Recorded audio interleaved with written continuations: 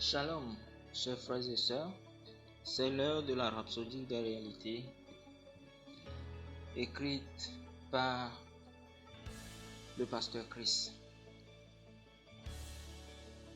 Aujourd'hui, nous sommes le mardi 26 janvier 2021 et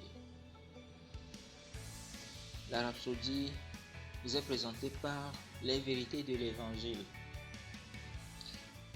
Alors, le thème d'aujourd'hui, c'est pas d'alliance de guérison pour la nouvelle créature.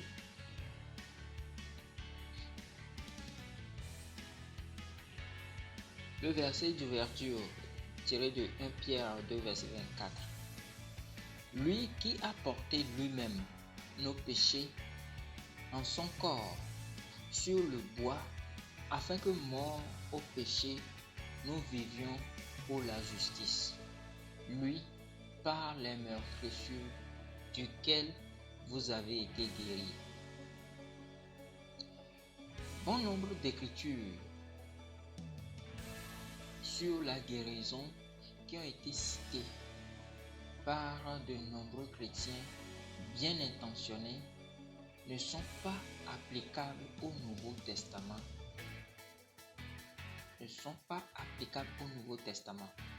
Dans l'Ancien Testament, Dieu a pris des dispositions pour les enfants d'Israël, mais ces dispositions et messages ne s'appliquent pas à l'Église. Rappelez-vous que l'ancienne alliance a été abrogée parce qu'elle n'a rien amené à la perfection. Vous pourriez demander, qu'en est-il de l'alliance de guérison? Dieu n'a-t-il pas dit dans Exode 23, le verset 25, « J'éloignerai la maladie du milieu de toi ». Il a aussi dit dans Ésaïe 53, verset 5, « Mais il a été blessé pour nos péchés, brisé pour nos iniquités, le châtiment qui nous donne la paix est tombé sur lui, et c'est par ses meurtrissures que nous sommes guéris. » Voyons, aucune de ces deux références n'est pour le chrétien. Dieu n'a pas fait d'alliance de guérison avec la nouvelle création. L'alliance de guérison, c'était pour Israël. Quand Jésus a dit sur la croix, tout est accompli, référence Jean 19, verset 30, c'était la fin de l'ancienne alliance. Il est important de comprendre qui est vraiment le chrétien. Le chrétien est une personne qui a la vie de Dieu, une vie qui ne nécessite pas de guérison, car elle ne tombe pas malade. Pourquoi est-ce que beaucoup sont malades alors? Ignorance. Dieu a dit, mon peuple périt par manque de connaissance. Osée 4, verset 6. La Bible dit, mais si l'esprit de celui qui a ressuscité Jésus d'entre les morts habite en vous, celui qui a ressuscité Christ d'entre les morts rendra aussi vie à vos corps mortels condamnés à mort par son esprit qui habite en vous. Romains 8, verset 11. Le Saint-Esprit qui a ressuscité Jésus d'entre les morts vit en vous et a vivifié votre corps mortel. Cela signifie que votre corps n'est plus condamné à la mort ou sujet à la maladie. Alléluia.